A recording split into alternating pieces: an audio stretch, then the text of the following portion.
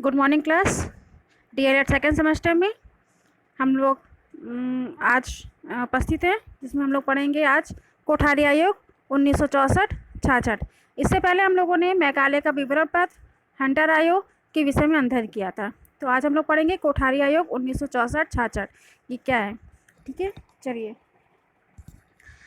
कहते हैं आज़ादी के बाद का ये सबसे विस्तृत आयोग है। ठीक है, इसलिए कोठारी आयोग बहुत ही मोस्ट इम्पॉर्टेंट भी है, क्योंकि इससे अधिकतर क्वेश्चन पूछे जाते हैं एग्जाम में।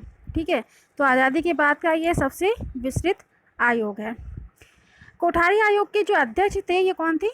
दौलत सिंह कोठारी, जिन्हें DS कोठारी भी कहते हैं, शॉर्ट फॉर्म में इनको कहते हैं। दौलत सिंह कोठारी कौन थे? ये UGC के अध्यक्ष थे। कौन थे ये? UGC के अध्यक्ष थे। कोठारी आयोग जो था इसका अन्य नाम भी है, इसको राष्ट्रीय शिक्षा आयोग भी कहते हैं। ठीक है, कोठारी आयोग में कुल कितने सदस्य थे? इसमें 17 सदस्य थे, जिसमें 6 विदेशी सदस्य भी थे। इनकी सलाह भी ली गई थी विदेशी सदस्यों के, जो यूनेस्को के अध्यक्ष थे। ठीक है, ये पहला विस्तृत आयोग है। इसी की अनुशंसा पे 1968 में राष्ट्रीय शिक्षा नीति बनी थी। तो इसमें मेन इम्पॉर्टेंट ये है, इसको विस्तृत आयोग क्यों कहा जाता है? क्योंकि इसी जो 1968 की राष्ट्रीय शिक्षा नीति थी, इसी के आधार पर 1986 की नई राष्ट्रीय शिक्षा नीति बनी थी। इसमें हम देखते हैं राधा कृष्णन आयोग जो था ये विश्वविद्यालय आयोग शिक्षा आयोग था, यानी कि ये सिर्फ विश्वविद्यालय स्तर की शिक्षा पे अपना काम कर रहा था। मुदालियर आयोग था, ये माध्यमिक शिक्षा से संबंधित था। लेकिन ये जो हमारा कोठारी आयोग है, ये सभी की शिक्षा को लेकर बना था, इसलिए इसको पहला विस्तृत आयोग कहते हैं।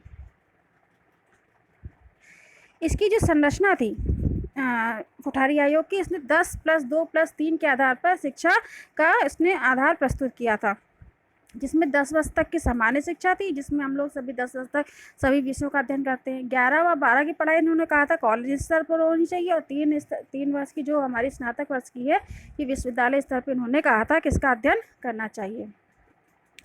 कोठारी आयोग ने प्री प्राइमरी का सुझाव भी दिया था। जैसे हम लोग आजकल पढ़ रहे हैं बच्चे, LKG है, UKG है, इसका अध्ययन कर रहे हैं, तो उन्होंने प्री प्राइमरी का भी सुझाव इन्होंने दिया था।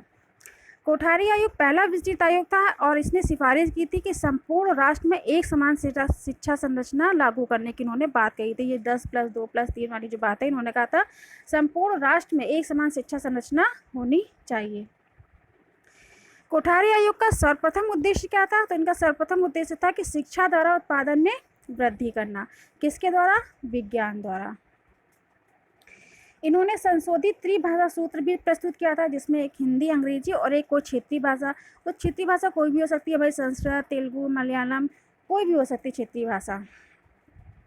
इन्होंने प्रौढ़ शिक्षा संबंधी सुझाव भी दिए थे। इन्होंने 15 से 30 वर्ष के जो अनपढ़ हैं उनके लिए इन्होंने कहा था एक विद्यालय का इंतजाम होना चाहिए, जो कि विद्यालय जो पढ़े वो विद्यालय समय से पहले या बाद में होने चाहिए, यानी जब बच्चों की क्लास है कि उससे पहले होने चाहिए या बाद में होने चाहिए। और प्रौढ़ शिक्षा के संबंध में भी इन्होंने सुझाव दिया था। तो आज के लिए इतना ही। आज हमने पढ़ा कोठारी आयोग, जिसको शिक्षा आयोग, राष्ट्रीय शिक्षा आयोग भी कहते हैं। 1964-66 का क्या मतलब है? 1964 में ये बनाया गया था, और 1966 में इसकी रिपोर्ट प्रस्तुत की गई थी, इसलिए इसको 1964-66 कहा जाता है। तो आज के लिए धन्यवाद।